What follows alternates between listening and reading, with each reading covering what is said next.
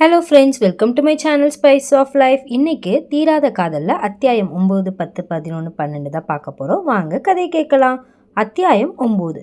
கார்த்திகை தீப திருநாள் முடிந்த மறுநாள் காலை ஏற்காடு வழக்கத்தை விட அதிக குளிருடன் விடிந்தது. ஜன்னல் கண்ணாடிகளில் படிந்திருந்த பனித்துளிகள் உள்ளே நடக்கும் சலசலப்புகளை தங்களுக்குள் மறைத்து வைத்திருந்தன.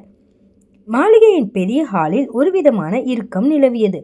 முந்தைய இரவு விவேக் நாயர் வந்து சென்றது ஒரு அமைதியான குளத்தில் கல்லை எறிந்தது போன்ற ஒரு பாதிப்பை ஏற்படுத்தியது. லக்ஷ்மி அம்மா வழக்கம் போல தன் கடமைகளில் மூழ்கியிருந்தாலும் அவர் முகத்தில் ஒரு கவலை ரேகை படர்ந்திருந்தது. பூஜை அறையிலிருந்து வந்த சாம்பிராணி வாசனை மனதிற்கு அமைதி தந்தாலும் சிவாவின் அறைக்குள்ளிருந்து வந்த கனத்த அமைதி யாழினியை அச்சுறுத்தியது. சிவா அதிகாலையிலே தன் அலுவலக வேலைகளில் மூழ்கிவிட்டான். அவன் யாருக்கோ போனில் கட்டளையிட்டு கொண்டிருந்த சத்தம் மாடி வரை கேட்டது. அவன் எங்கே போகிறான், யாரை பார்க்குறான், எனக்கு ஒவ்வொரு நிமிஷமும் தகவல் வரணும். ராமு, பாதுகாப்பில் ஒரு சின்ன தொய்வு இருந்தாலும் விளைவுகள் மோசமாக இருக்கும். யாழினி காஃபி கோப்பையுடன் உள்ளே நுழைந்தாள். சிவாவின் கண்கள் சிவந்திருந்தன. அவன் உறங்கவில்லை என்பது அவனது கலைந்திருந்த தலைமுடியும் சோர்வான முகமும் காட்டி கொடுத்தன.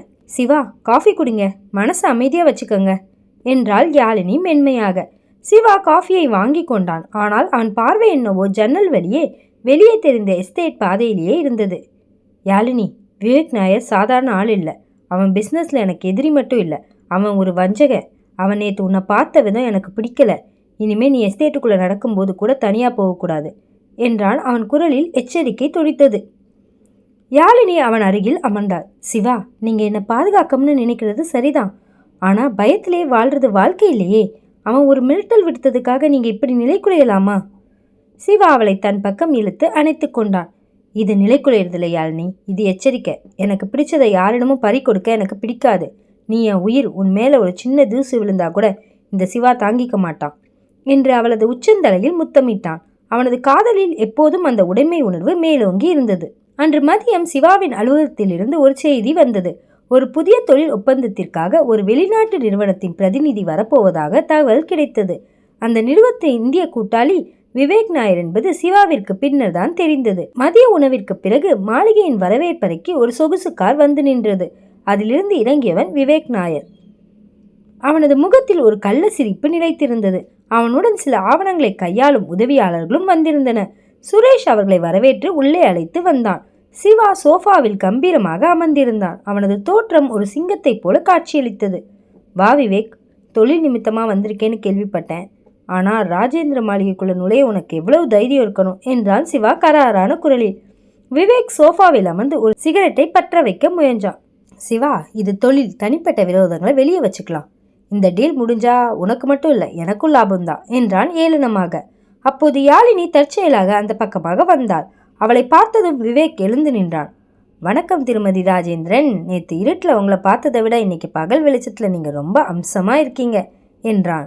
சிவாவின் கண்கள் கோபத்தில் அனலாக தெரித்தன. அவன் சட்டென எழுந்து விவேக்கின் சட்டையை பிடித்தான். விவேக், உன் நாக்கு அடக்கி பேசு.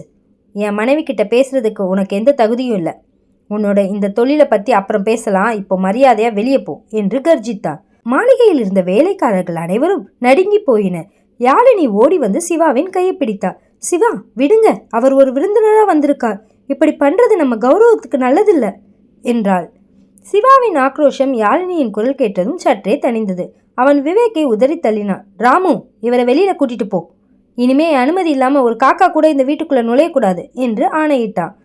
விவேக் வெளியே சென்றாலும் அவனது அந்த பார்வை சிவாவின் மனதில் ஒரு நெருப்பை மூட்டியிருந்தது.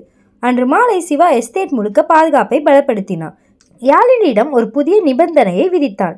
யாழினி, நாளைக்கு நம்ம சென்னைக்கு கிளம்புறோம். இங்கே ஏற்காட்டில் விவேக்கோட ஆட்கள் நடமாட்டம் அதிகமாக இருக்குது. அங்கே போனால் கொஞ்சம் பாதுகாப்பாக இருக்கலாம் என்றான். யாழினிக்கு தன் சொந்த வீட்டை விட்டு செல்வது போல வருத்தமாக இருந்தது. ஏன் சிவா, இங்கே நம்ம சமாளிக்கலாமே. வேண்டாம் யாழினி, எனக்கு உன் பாதுகாப்பு தான் முக்கியம். என் ஆக்ரோஷத்தை நீ பார்த்துருப்ப, ஆனால் என் பயத்தை நீ பார்த்ததில்ல.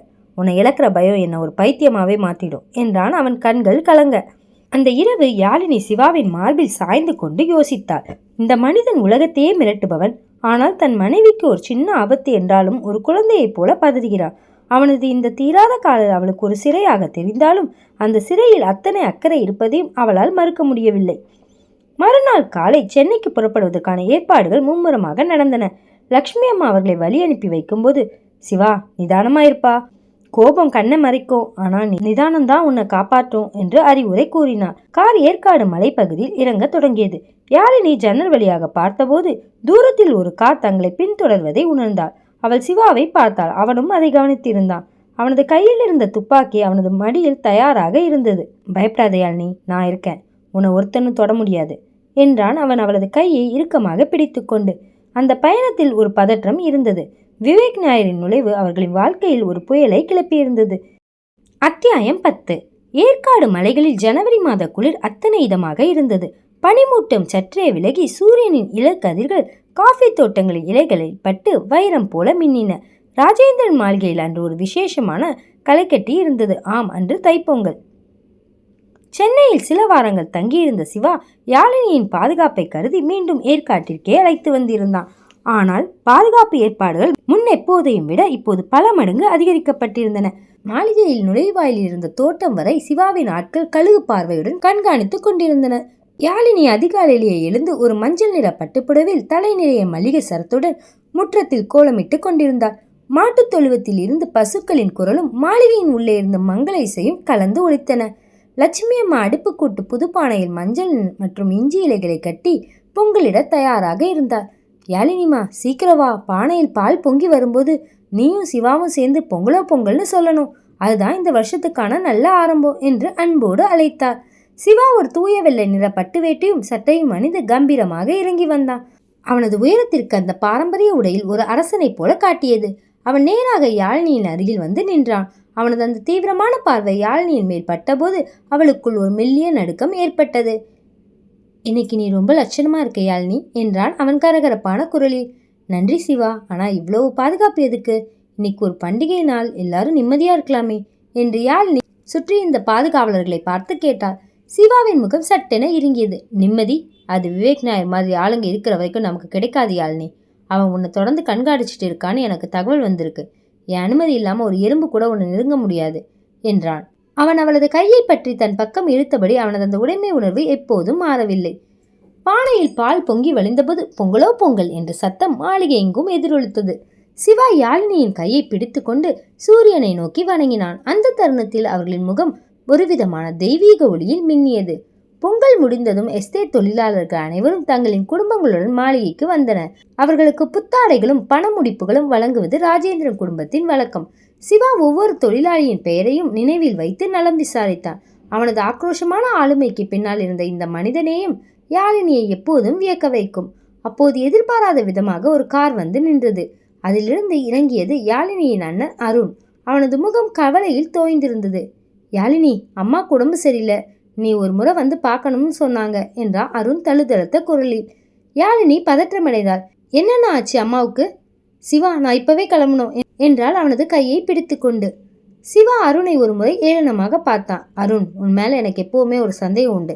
இன்னைக்கு ஒரு பண்டிகை நாளில் நீ வந்து இதை சொல்றது எனக்கு சரியா தெரியல என்றான் கராராக. இல்ல சிவா சார், சத்தியமா அம்மாவுக்கு நெஞ்சுவலி, நீங்க நம்பலனா என்னோட வாங்க என்று கெஞ்சினான் அருண். யாழினியின் அழுகையை கண்ட சிவா மனம் இறங்கினான். சரி, ராமுவும் இன்னும் 4 பேரும் உன் காரை பின்தொடருவாங்க, யாழினி உன் கூட வருவா. ஜாக்கிரதா அருண், இது ஏதாவது நாடகமாக இருந்தா உன் உயிர் உன்கிட்ட இருக்காது என்று எச்சரித்தான். சேலம் நோக்கி பயணம் தொடங்கியது. வழியெங்கும் பொங்கல் கொண்டாட்டங்கள் இருந்தாலும் சிவாவின் கார் ஒரு போர்க்களத்திற்கு செல்வது போன்ற வேகத்தில் சென்றது.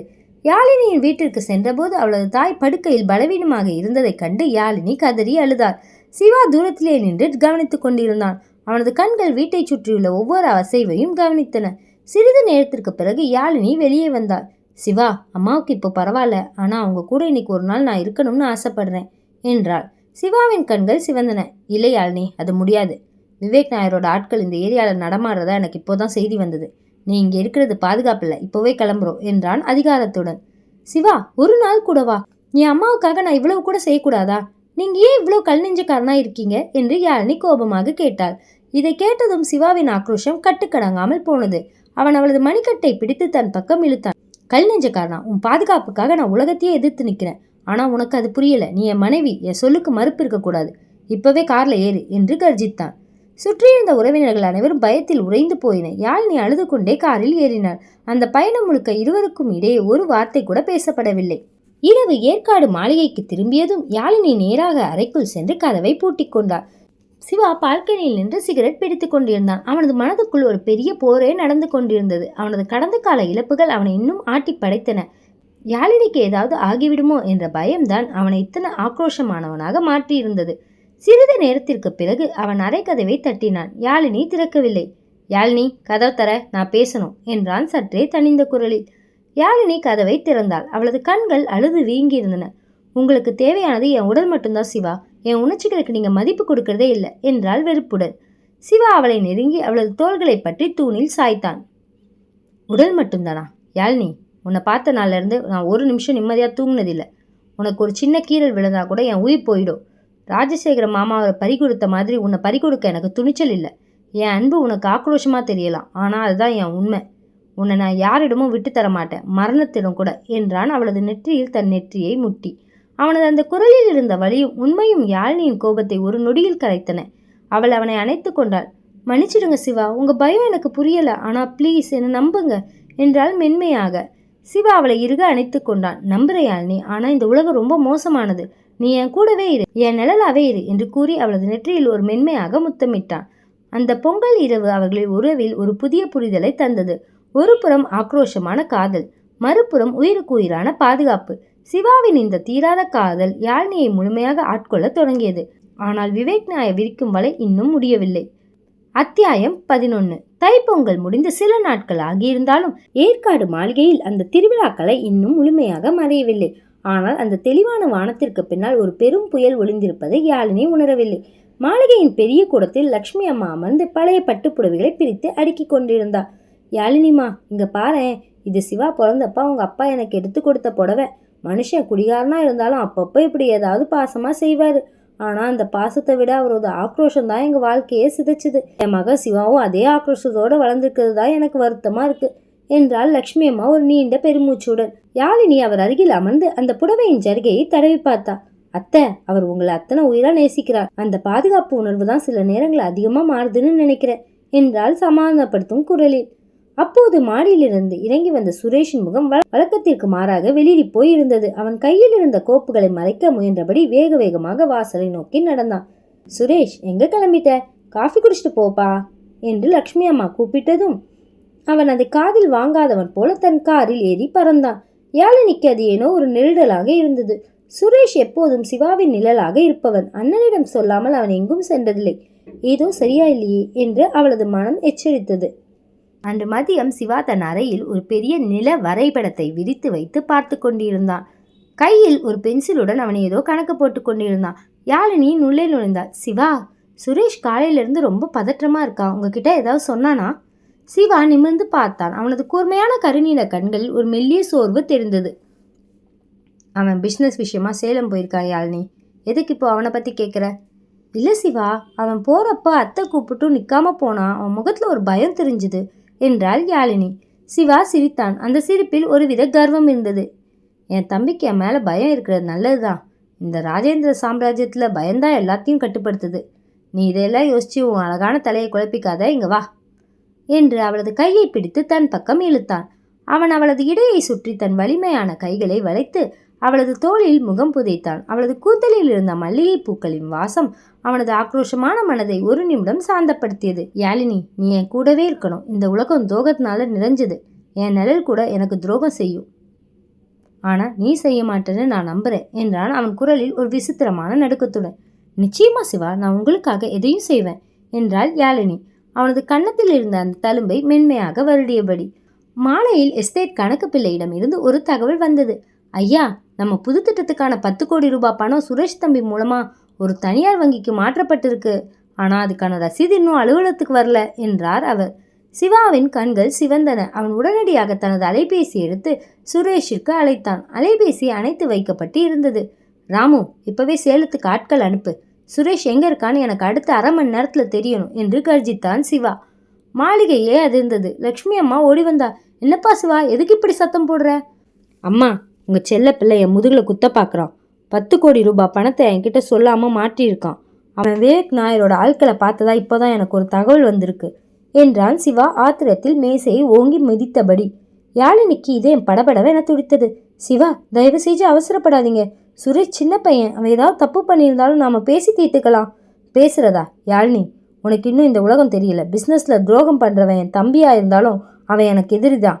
துரோகத்தை நான் மன்னிக்கவே மாட்டேன் என்று கூறிவிட்டு தனது கைத்துப்பாக்கியை எடுத்து இடுப்பில் செருகிக் கொண்டு காரை நோக்கி ஓடினான். இரவு 9 மணி. சேலம் புறநகர் பகுதியில் இருந்த ஒரு பழைய கிடங்கு. மழை மெல்லிய தூறலாக பெய்து கொண்டிருந்தது. சிவாவின் கார் சீறி பாய்ந்து வந்து நின்றது. அவனது ஆட்கள் அந்த இடத்தை ஏற்கனவே சூழ்ந்திருந்தன. சிவா உள்ளே நுழைந்தான். அங்கே சுரேஷ் ஒரு நாற்காலியில் அமர்ந்திருந்தான். அவனுக்கு எதிரே விவேக் நாயர் புகைப்பிடித்து கொண்டு நின்றிருந்தான். என்ன சுரேஷ், உங்க அண்ணன் வந்துட்டா போல. 10 கோடியை வச்சு நாம் ஆரம்பிக்க போற புது பிசினஸ் பத்தி அவரோட சொல்லிடுவோமா என்று ஏளனமாக சிரித்தான் விவேக். சிவா ஆவேசமாக உள்ளே வந்தான். அவனது ஒரு பார்வையில் விவேக்கின் ஆட்கள் பின்வாங்கினர். அவன் நேராக சுரேஷின் அருகில் சென்று அவன் சட்டையை பிடித்து தூக்கினான். சுரேஷ், நான் உன்னை எப்படி வளர்த்தேன்? என் உயிரா நினைச்சேனடா. இன்னைக்கு ஒரு தெருப்பொறுக்கி விவேக் கூட சேர்ந்து எனக்கு துரோகம் பண்ற அளவுக்கு வளர்ந்துட்டியா என்று கர்ஜித்தான். சுரேஷ் அழுது கொண்டே மண்டியிட்டான். அண்ணா, என்னை மன்னிச்சிடுங்க. விவேக் என்னை தப்பா வழி நடத்திட்டான். உங்ககிட்ட இருந்து சுதந்திரமா இருக்கணும்னு ஆசைப்பட்டது என் தப்பு தான். சிவா அவனை கன்னத்தில் ஓங்கி அறைந்தான். சுதந்திரமா? என் நிழல்ல இருக்கிறது உனக்கு சிறையா தெரிஞ்சுதா? துரோகம் பண்றவனுக்கு இந்த ராஜேந்திர சாம்ராஜ்யத்தில் இடமில்லை என்று கூறி துப்பாக்கியை எடுத்தான். விவேக் நாயர் சிரித்தான். சுடு சிவா, உன் தம்பியை நீ சுட்டா உனக்கு மிஞ்ச போறது வெறும் தனிமைதான். அந்த சமயம் யாழினி அங்கே ஓடி வந்தாள். அவள் ராமுவிடம் கெஞ்சி காரை பிடித்து வந்திருந்தாள். சிவா, நிறுத்துங்க என்று ஓடி வந்து சிவாவின் கையை பிடித்து கொண்டாள். யாழினி, விலகிப்போ, இது ஆண்களுக்கு இடையிலான போர் என்றான் சிவா ஆக்ரோஷமாக. இல்லை சிவா, அவன் உங்க தம்பி. அவன் தப்பு பண்ணியிருக்கலாம். ஆனா அவனை சுடுறது உங்க அம்மாவை சுடுறதுக்கு சமம். ஒரு துரோகத்துக்காக உங்க ரத்தத்தையே நீங்க அழிப்பீங்களா? நீங்க ஒரு அசுரன் இல்லை, ஒரு மனிதன் எனக்கு நிரூபிங்க என்று அழுது கொண்டே கெஞ்சினான். சிவாவின் கைகள் நடுங்கின. அவனது கண்கள் யாழினியின் கண்ணீரை பார்த்ததும் சட்டென தணிந்தன. அவன் விவேக் நாயரை நோக்கி துப்பாக்கியை திருப்பினான். விவேக், இன்னைக்கு என் மனைவிக்காக உன்னை உயிரோட விடுறேன். ஆனால் இனிமேல் என் தம்பி பக்கமோ என் குடும்ப பக்கமோ வந்த உன் பணம் கூட கிடைக்காது. அவன் சுரேஷை பிடித்து இழுத்து கொண்டு காரை நோக்கி நடந்தான். மாளிகைக்கு திரும்பிய பிறகு சிவாவின் முகம் கல்லாக இருந்தது. அவன் சுரேஷை ஒரு அறையில் பூட்டி வைக்க சொன்னான். அம்மா, இவன் இனிமே இந்த மாளிகையை விட்டு வெளியே போகக்கூடாது. அவனுக்கு வேண்டிய எல்லாம் இங்கே கிடைக்கும், ஆனால் சுதந்திரம் மட்டும் கிடைக்காது என்று தீர்ப்பளித்தான். லக்ஷ்மி அம்மா அழுது கொண்டே சுரேஷை பார்க்க சென்றாள். யாழினி சிவாவின் அறைக்கு சென்றாள். சிவா பால்கனியில் நின்று மலையை பார்த்து கொண்டு இருந்தான். அவனது தோள்களில் ஏதோ ஒரு பாரத்தை சுமப்பது போல தாழ்ந்து இருந்தன. யாழினி பின்னால் சென்று அவனை அணைத்து கொண்டாள். சிவா, நீங்க செஞ்சதுதான் சரி, அவனுக்கு ஒரு வாய்ப்பு கொடுங்க. சிவா அவளை தன் பக்கம் திருப்பி அவளது முகத்தை இரு கைகளாலும் ஏந்தினான். அவனது கண்களில் கண்ணீர் துளித்து இருந்தது. யாழினி, எனக்கு துரோகம்னா ரொம்ப பயம். சின்ன வயசுல எங்க அப்பா எங்க அம்மாவுக்கு செஞ்ச துரோகம் தான் என்னை இப்படி ஆக்கிச்சு. இன்னைக்கு சுரேஷும் அப்படி செஞ்சப்போ என் உலகமே நொறுங்கிடுச்சு. நீயும் என்னை விட்டு போயிட மாட்டியே. யாழினி அவனது நெற்றியில் முத்தமிட்டாள். நிச்சயமா மாட்டே சிவா. அந்த இரவு அந்த பெரிய மாளிகையில் ஒரு துரோகம் முறியடிக்கப்பட்டது. ஆனால் விவேக் நாயர் சும்மா இருக்க போவதில்லை என்பது சிவாவிற்கு தெரியும். அடுத்த கட்டமாக அவன் எங்கே கை வைப்பான்? அத்தியாயம் 12. ஏற்காடு மாளிகையில் நிலவிய அந்த துரோகத்தின் வடுக்கள் இன்னும் ஆறவில்லை. சுரேஷ் ஒரு அறையில் தனிமைப்படுத்தப்பட்டிருந்தாலும் அந்த மாளிகையின் அமைதி ஒரு புயலுக்கு முந்தைய மௌனமாகவே யாழினிக்கு தோன்றியது. விவேக் நாயரின் அச்சுறுத்தல் இப்போது வெறும் தொழிலோடு நிற்காமல் குடும்பத்தின் இரத்த உறவுக்குள்ளேயே ஊடுருவிட்டதை நினைக்கும் போது சிவாவின் ஆக்ரோஷம் பல மடங்கு அதிகரித்திருந்தது. யாழினி, சீக்கிரம் கிளம்பு, நாம இப்பவே சென்னைக்கு போறோம் என்று சிவாவின் குரல் மாடியிலிருந்து அதிகாரமாக ஒலித்தது. யாழினி பதற்றத்துடன் துணிகளை அடுக்கத் தொடங்கினார். சிவா, இவ்வளவு அவசரமா? ராத்திரி 10 மணி ஆகுது, விடிக்காலில் கிளம்பலாமே என்று கேட்டபடி அறைக்குள் நுழைந்தார். சிவா ஒரு கரிய நிற சட்டையை அணிந்து அதன் கை மடிப்புகளை சுருட்டி விட்டு கொண்டிருந்தான். அவனது உயரம் அந்த அறையின் விளக்கொலியில் ஒரு நிழல் உருவம் போல மிரட்டலாக தெரிந்தது. அவன் மேசை மேல் இருந்த தனது கைத்துப்பாக்கியை சரிபார்த்து இடுப்பில் செருகி கொண்டான். இல்லையாழ்னி, ஏற்காட்டில் இப்போ பாதுகாப்பு குறைவா இருக்குன்னு தோணுது. விவேக் நாயரோட ஆட்கள் மலைப்பாதையில நடமாடுறதா ராமு சொன்னான். என் அனுமதி இல்லாம ஒரு சின்ன கீரல் கூட உன் மேல விழ நான் விடமாட்டேன். கிளம்பு என்றான் அவன், குரலில் எல்லளவும் மாற்றமில்லாமல். லக்ஷ்மி அம்மா கண் கலங்கி நின்றிருந்தார். சிவா, தம்பி எப்படியா பூட்டி வைக்கிறது? அவன் ஏதோ தெரியாம செஞ்சிட்டான்பா. சிவா தன் அம்மாவின் தோள்களை பற்றினான். அவனது கண்களில் அந்த பழைய பெண்மை ஒரு நொடி வந்து மறைந்தது. அம்மா, துரோகம் பண்ணது என் தம்பியா இருக்கலாம், ஆனா அதுக்கு துணை நின்றது என் எதிரி. அவனுக்கு சுதந்திரம் கொடுத்தா அது விவேக் நாயருக்கு கொடுத்த வாய்ப்பாகிடும். நீங்க கவலைப்படாதீங்க, ராமு இங்கே இருப்பான். யாழினியை பத்திரமா பார்த்துக்க வேண்டியது என் பொறுப்பு என்று கூறிவிட்டு யாழினியின் கையை பிடித்து இழுக்காத குறையாக காரை நோக்கி நடந்தான். கருப்பு நிற சொகுசு கார் ஏற்காடு மலைப்பாதையின் வளைவுகளில் சீறி பாய்ந்தது. ஓட்டுநர் இருக்கையில் சிவா அமர்ந்திருந்தான். அவன் எப்போதுமே தன் உயிருக்கும் மேலாக நேசிக்கும் யாழினி கூட இருக்கும்போது மற்றவர்களை நம்பி வாகனத்தை கொடுக்க மாட்டான். அது அவனது அதீத பாதுகாப்பு உணர்வின் அடையாளம். வெளியே இருள் சூழ்ந்திருந்தது. மலைப்பாதையின் இருபுறமும் இருந்த அடர்ந்த மரங்கள் பேயுருவம் போல தெரிந்தன. மலையின் சாரல் கண்ணாடியை தாளமிட்டது. காருக்குள் நிலவிய மௌனம் யாழினிக்கு ஒருவித அழுத்தத்தை தந்தது. சிவா, கொஞ்சம் மெதுவா போங்களேன், பயமா இருக்கு என்றாள் யாழினி மெதுவாக. சிவா அவளை ஒரு முறை பார்த்தான். அவனது கூர்மையான கண்கள் இருட்டிலும் மின்னின. அவன் ஒரு கையை எடுத்து யாழினியின் கையை இறுக்கமாக பற்றி கொண்டான்.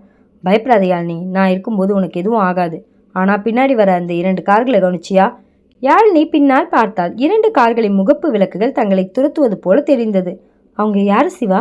விவேக் நாயரோட ஆட்கள் தான். சுரேஷ் கிட்ட இருந்து 10 கோடியை வாங்க முடியாம போன கோபத்துல இருக்கான். இப்போ உன்னை ஒரு பகடக்காயா பயன்படுத்த பார்க்குறான். ஆனா அவனுக்கு தெரியாது இந்த சிவா தன் உடமையை எப்படி பாதுகாப்பான்னு என்று கூறி காரின் வேகத்தை இன்னும் அதிகரித்தான்.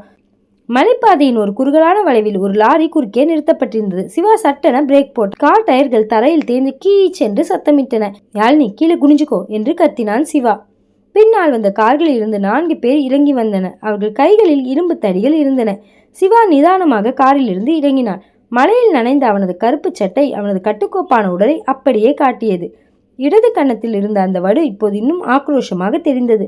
சிவா, வேண்டாம், கீழே இறங்காதீங்க என்று யாழினி கதறினாள். சிவா அவளை திரும்பி பார்த்தான். உள்ளே இரு யாழினி, என் ஆக்ரோஷமான காதல் நீ பார்த்திருக்க, இப்போ என் ஆக்ரோஷமான பலத்தை பார் என்று கூறிவிட்டு முன்னேறினான்.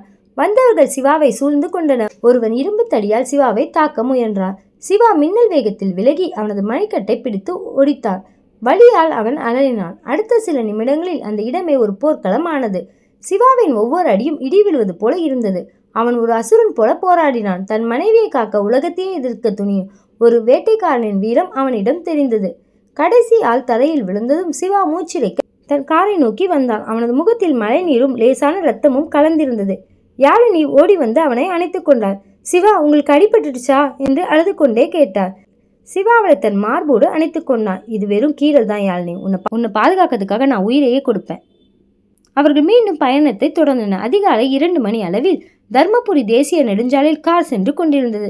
சாலையோரம் இருந்த ஒரு சிறிய உணவகத்தின் முன் சிவா காரை நிறுத்தினான். காஃபி குடிக்கலாமா? உனக்கு ரொம்ப சோர்வா இருக்கும் என்றான் சிவா. அந்த அதிகாலை நேரத்தில் அந்த உணவகம் அமைதியாக இருந்தது. அங்கிருந்த ஒரு முதியவர் ஆவி பறக்கும் ஃபில்டர் காஃபியை எடுத்து வந்தார். சிவாவும் யாழினியும் ஒரு மரமேசையின் ஓரம் அமர்ந்தனர். யாழினி காஃபி கோப்பை தன் கைகளால் பற்றி கொண்டாள். அவளது கைகள் இன்னும் லேசாக நடுங்கிக் கொண்டிருந்தன. சிவா அவளது கைகளை தன் கைகளுக்குள் பொத்தி கொண்டான். யாழினி, நான் உன்னை ரொம்ப கஷ்டப்படுத்துறேனா? என் பாதுகாப்பு உனக்கு சிறையா இருக்கா என்று அவன் முதன்முறையாக ஒரு மென்மையான குரலில் கேட்டான். யாழினி அவளை நிமிர்ந்து பார்த்தாள். ஆரம்பத்தில் அப்படிதான் தோணுச்சு சிவா. ஆனா இப்போ இந்த உலகத்துல என்னை இவ்வளவு உயிரா நேசிக்கிற ஒருத்தர் இருக்காருன்னு நினைக்கும் போது ஒரு பெருமையா இருக்கு. ஆனா இந்த வன்முறை தான் எனக்கு பயத்தை தருது என்றாள் நேர்மையாக. சிவா ஒரு நீண்ட பெருமூச்சு விட்டான். எனக்கும் இது பிடிக்கல யாழினி. ஆனா நான் வளர்ந்த சூழல் அப்படி. அம்மாப்பேட்டை சேரியிலிருந்து நான் கற்றுக்கிட்ட ஒரே பாடம், நாம் பலமாக இருந்தால் தான் நமக்கு பிடிச்சவங்களை நாம் வச்சுக்க முடியும். இல்லைனா உலகம் பறிச்சிட்டு போயிடும். நீ என் உயிர் யாழினி, உன்னை இழக்கிறதை விட நான் சாகிறதே மேல் என்றான். அந்த பேச்சு அவர்களுக்குள் ஒரு புதிய பிணைப்பை ஏற்படுத்தியது. காலை 6 மணி அளவில் கார் சென்னை மாநகரத்துக்குள் நுழைந்தது. ஈசிஆர் சாலையில் இருந்த சிவாவின் கடற்கரை பங்களா அவர்களை வரவேற்றது. நீல நிற கடல் அலைகளின் சத்தம் அந்த இடத்திற்கு ஒரு அமைதியை தந்தது. இங்கே கொஞ்ச நாள் இருப்போம் யாழினி, இங்கே பாதுகாப்பு இன்னும் அதிகம். சென்னை என்னோட கோட்டை என்றாள் சிவா. பங்களாவிற்குள் நுழைந்ததும் யாழினி அங்கிருந்த ஜன்னல் வழியாக கடலை பார்த்தாள். எவ்வளவு அழகா இருக்கு சிவா. சிவா பின்னால் வந்து அவளை அணைத்து கொண்டான். அவனது அணைப்பில் இப்போது அந்த பழைய ஆக்ரோஷம் இல்லை. ஒரு கண்ணியமான காதல் இருந்தது. இந்த கடலை விட ஆழமானது என் காதல் யாழினி. ஆனால் அது ஆக்ரோஷமானது மட்டும் நினைக்காத.